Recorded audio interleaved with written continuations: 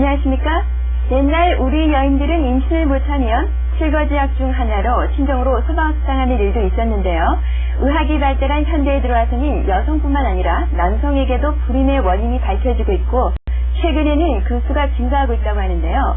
오늘 건강백서에서는 대구 한의사의 건강홍보위원 김경동 원장님을 모시고 남성 불임증에 대해서 살펴보도록 하겠습니다. 안녕하십니까, 원장님? 네, 안녕하십니까. 요즘 최근 남성 불임증 환자가 늘고 있다고 하는데요. 남성 불임증이란 게 어떤 겁니까? 네, 쉽게 얘기하면은 네. 남성 척의 원인이 되어서 불임이 되는 것을 말합니다. 네. 옛날에는 아기를 못 가지면은 이제 여자들에게만 네, 그 죄를 다 뒤집어 씌워가지고 여자들만 고생을 시켰는데 이제 최근에 의학이 발달되면서 남성 측에도 원인이 많다는 것이 밝혀지고 있습니다. 동의보감에서도 몇백 년 전부터 남성 측의 불임의 원인을 지적하고 있습니다. 우리 역사적으로 보더라도 조선 말기 우리 잘 아는 순종 임금만 하더라도 남성 불임증 환자였습니다. 그렇군요. 그래서 이제 자식이 없었죠. 그래서 뭐 한간에 들리는 소문에는 뭐 대원군이 묘를 잘못 썼다느니 뭐 어쩌다느니 해가지고 그 왕비만 고생을 시켰죠. 그래서 왕비가 늘 화가 나서 네. 경배를 매일 부쉈다고 그래요. 그래서 그 순종 왕비의 그 아버님 되시는 민명소가 늘 그 경배를 새로 만들어 바치느라고 네. 애먹었다 그래요. 그러다가 결국은 왕비가 33살의 나이로 히스테리로 말미암아 죽고 말았어요. 네. 그래서 이제 죽고 난 다음에 순명 왕후라 이렇게 칭하고 있죠. 네, 그렇군요. 남성 불임증에도 종류가 있을 것 같아요. 종류가 어떤 게 있습니까? 예, 이 남성 불임증이 임상상에서 보면은 네. 보통 한 30% 정도의 불임의 원인이 남성 측에 있다 그래요. 그렇군요. 전체 예. 그런데 그 중에 최근에 해외 의학 정보에 의하면 50%까지 지금 남성의 원인으로 보고 있습니다. 원인이 있는데 이 남성의 불임의 원인이 크게 두 가지로 나누고 있습니다. 네. 하나는 외부적인 어떤 그 성기의 어떤 형태의 장애가 있는 것이고 하나는 보이지 않는 외부적으로는 멀쩡한데 네. 내부적인 원인이 있는 것입니다. 그래 외형적인 원인을 쉽게 얘기하면 선천적으로 어떤 옛날로 말하면 황관, 내시와 같은 사람들 그런 사람은 선천적으로 불임증 외형적인 장애가 있는 거죠. 그리고 후천적으로는 어떤 사고나 전쟁이나 뭐 질병으로 인해 가지고 외부적인 어떤 성기의 형태의 변화가 오면은 그 고환을 소실한다든지 이래가지고 불임증의 원인이 되는 거죠. 네, 그렇군요. 그리고 내부적인 원인은 어떤 정액이나 어떤 이런 데 이상이 오는 것을 말합니다. 네. 그럼 그 내부적 원인 중에 정액의 이상이라고 말씀하셨는데요. 그 정액의 이상 그 정도가 어떤 정도를 말씀하시는 건가요? 예, 정액의 이상 그러면 보통 네 가지로 구분을 합니다. 우리 한방에서도 네 가지로 같이 구분합니다. 현대의학과 마찬가지로. 맨 처음에 정소라는 게 있습니다. 이건 뭐냐면 정액의 양이 적다는 겁니다. 현대의학적으로는 정액의 양이 1회 부부 관계 시에 3cc 이하일 때에는 불임이 된다고 합니다. 그렇군요. 그럼 정상적인 그 정액의 양이 어느 정도인가요? 3cc 이상이죠. 그러니까 3cc 이상인데 3cc 이하면은 아기가 들어서지 않고 그 다음에는 정청이라 그래가지고 정액 양은 3cc가 되더라도 정청이라는 건 정액이 묽다는 건데 그걸 좀 더 구체적으로 말하면은 정액 내에 정자의 숫자가 적다는 겁니다. 그래서 정자의 숫자가 1cc당 6천만 마리 이하일 경우에 불임이 된다고 합니다. 그렇군요. 그래서 또 6천만 마리가 되더라도 그 다음에는 운동성이 중요합니다. 그 우리 한방에서는 정한이라 그러는데 정액이 차다 그러는데 얼어 있다는 얘기죠. 그래서 운동이 안 된다는 얘기인데 이 현대의학에서는 그것을 이제 운동성으로 표현을 합니다. 그래서 정자의 운동성이 그러니까 6천만 마리가 되더라도 그 중에 60%가 운동을 안 하고 있으면은 운동성이 부족하면은 이제 또 불임이 된다고 그럽니다.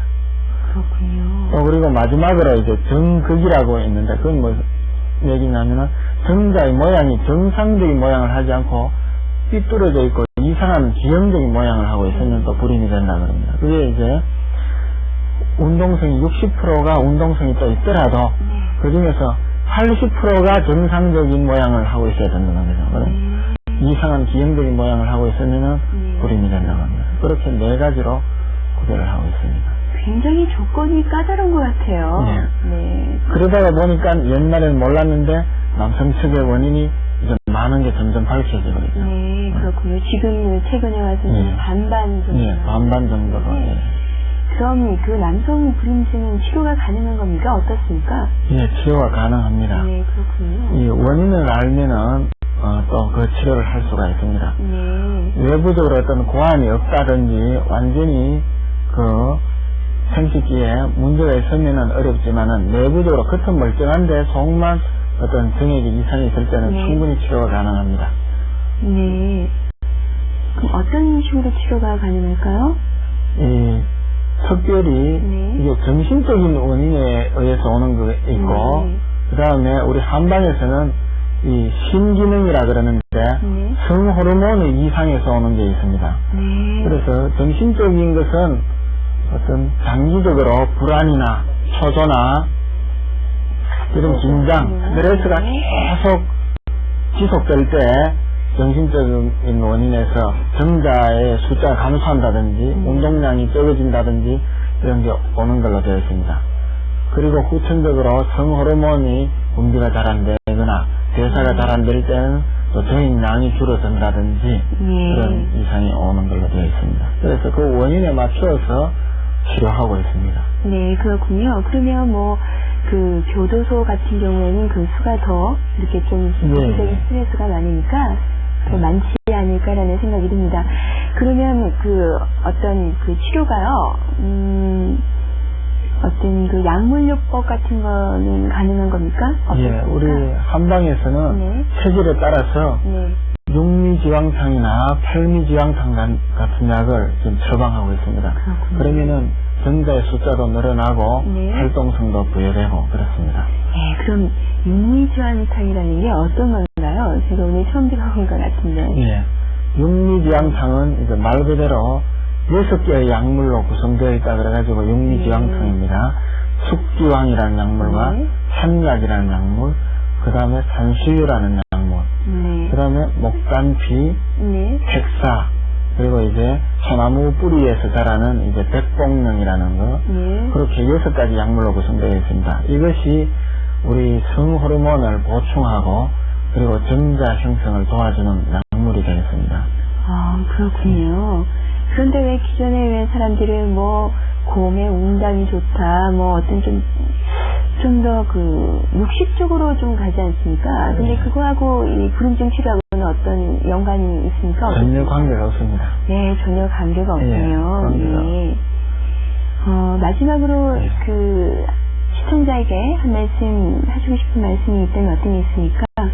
예, 이 불임증의 원인이 반 이상이 심리적인 요인이 있다고 해도 과언이 아닙니다. 시민성 스트레스. 그래서 최근에 남성 불임이 이 사회적 분위기하고도 굉장히 관계가 있습니다. 이 최근에 어떤 명예퇴진 문제라든지 또는 계속 장기적인 불황으로 인해 가지고 어떤 중소기업이 계속 파산을 한다든지 이런 걸로 인해서 계속 남성들이 스트레스를 받기 때문에 그것 때문에 어떤 불임증이 더 늘어난다고도 할 수 있습니다. 그렇군요. 그래서 실제로 아내의 어떤 사랑으로 남편의 불임증이 거의 반 이상을 회복할 수가 있습니다. 그래서 한마디 말이라도 가정에 들어왔을 때 남편에게 따뜻하게 해주고 그리고 남편에게 어떤 스트레스가 있는 것을 대화로서 충분히 해결해주면서 사랑으로 감싸 안아줄 때 그때 정자수도 늘어나고 위축되었던 우리 한방에서는 기라 그러죠. 위축된 기가 이렇게 다시 피워지면서 되살아나면서 이 정자수도 늘어나고 활동량도 늘어나고 그렇게 돼서 아내가 남편을 관심을 가지고 사랑만 베풀어준다 하더라도 거의 90%는 치료된다고 볼 수 있습니다. 네, 그렇군요. 이제까지 남성 불임증에 대해서 살펴보았는데요. 이제는 불임증이 여성, 남성 한쪽 편에 국한된 것이 아니라 부부가 함께 해결책을 모색해 나가는 게 중요하지 않을까 싶습니다. 오늘 건강백서는 여기서 마치도록 하겠습니다. 감사합니다.